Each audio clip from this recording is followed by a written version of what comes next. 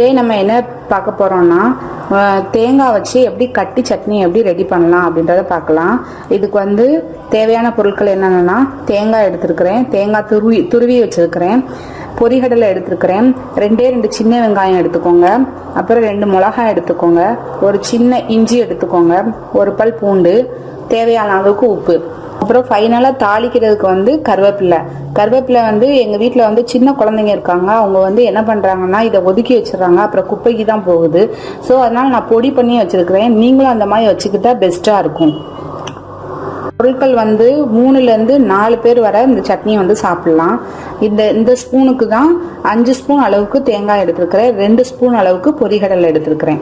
இந்த மெஷர்மெண்ட்லேயே நீங்களும் பண்ணுங்க, கரெக்டாக வரும். எங்களோட சேனலை சப்ஸ்கிரைப் பண்ணுங்க, அப்படியே பக்கத்தில் இருக்கிற பெல் ஐக்கானை கிளிக் பண்ணுறதால ஒவ்வொரு லேட்டஸ்டான ஹெல்த் அண்ட் பியூட்டி அப்டேட்ஸை பார்க்கலாம். நான் வந்து தேங்காய் வந்து ஜாரில் வச்சுட்டேன். இதை வந்து ஃபஸ்ட்டு வந்து ஒரு அடி அடித்து எடுத்துக்கிடலாம்.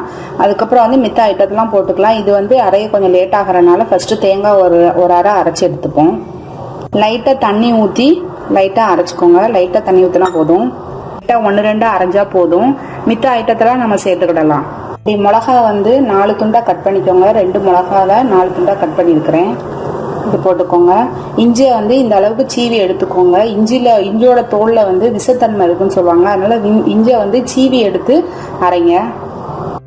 பாருங்க, நான் அரைச்சி எடுத்துட்டேன். இந்த மாதிரி கட்டியை அரைச்சி எடுத்துக்கோங்க. லைட்டாக தண்ணி ஆட் பண்ணால் போதும், ரொம்ப தண்ணி ஆக்கிடாதீங்க, இல்லைனா சட்னி வந்து தண்ணி ஆயிரும். இந்த அளவுக்கு இந்த கன்சிஸ்டன்சிக்கு வந்து நீங்கள் அரைச்சி எடுத்துக்கோங்க. இப்போ வந்து இதை நம்ம தாளித்து ஊற்றிக்கிடலாம். தாளிக்கிறதுக்கு ஒரு சட்டி அடுப்பில் வச்சுருக்கிறேன். இதில் வந்து நம்ம வந்து ஆயில் ஊற்றிக்கிடலாம். நான் வந்து குக்கிங்க்கு எல்லாமே தேங்காய் தான் யூஸ் பண்ணுவேன். இந்த தேங்காய் வந்து வீட்டில் ரெடி பண்ணது. இது ஒரு வீடியோ கூட நான் போட்டிருப்பேன், நீங்கள் அதை பார்த்து இந்த தேங்காய் ரெடி பண்ணிக்கோங்க. நான் அதை தான் எல்லா சமையலுக்குமே யூஸ் பண்ணுவேன். ஸோ இப்போ இதையும் அதுக்கு தான் யூஸ் பண்ணுறேன். கொஞ்சம் காணம் இட்டுக்கோங்க. பாருங்க, எண்ணெய் வந்து நல்லா காஞ்சிருச்சு. இந்த டைமில் நம்ம கடுகு ஆட் பண்ணிக்கலாம். அடுப்பு சிம்மியே வச்சுக்கோங்க. கடுகு பொரிஞ்சதும் கொஞ்சம் உளுத்தம்பருப்பு ஆட் பண்ணிக்கலாம்.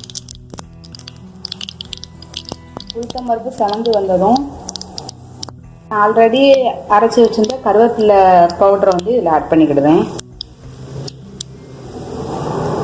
கொஞ்சம் லைட்டாக பொரிய விடுங்க, போதும். இந்த டைமில் நம்ம ஸ்டவ்வை வந்து ஆஃப் பண்ணிடலாம். இதில் வந்து இந்த தாளிச்சதை வந்து நம்ம ஆட் பண்ணிப்போம். நல்லா கலந்து விட்டுக்கிடலாம். பாருங்கள், பார்க்குறதுக்கே அழகாக இருக்கும். நான் பவுட்ரு யூஸ் பண்ணனால நல்லா சூப்பராக இருக்கும். இந்த கலரே நல்லாயிருக்கும், சாப்பிட்றதுக்கும் சூப்பராக இருக்கும். இதே மெத்தடில் நீங்கள் பண்ணுங்கள். இந்த மெஷர்மெண்ட் வச்சு நல்லா கடையில் சாப்பிட்ட மாதிரியே இருக்கும். கட்டி சட்னி வச்சு இதை வந்து தோசைக்கு, இட்லிக்கு, பொங்கலுக்கு நீங்கள் வடை பண்ணால் கூட இந்த சட்னி வச்சு சாப்பிட்டா சூப்பராக இருக்கும். என்னோட வீடியோ பார்த்ததுக்கு ரொம்ப ரொம்ப தேங்க்ஸ் ஃப்ரெண்ட்ஸ். இந்த வீடியோல ஏதாவது டவுட் இருந்தா கீழே இருக்கிற கமெண்ட் பாக்ஸுக்கு டெக்ஸ்ட் பண்ணுங்க, நான் உங்களுக்கு ரிப்ளை பண்றேன். இதுவரைக்கும் நீங்க இந்த சேனலை சப்ஸ்கிரைப் பண்ணலனா இப்ப சப்ஸ்கிரைப் பண்ணுங்க. அடுத்த யூஸ்ஃபுல் வீடியோவோட நான் உங்களை சந்திக்கிறேன். Until then, bye bye friends.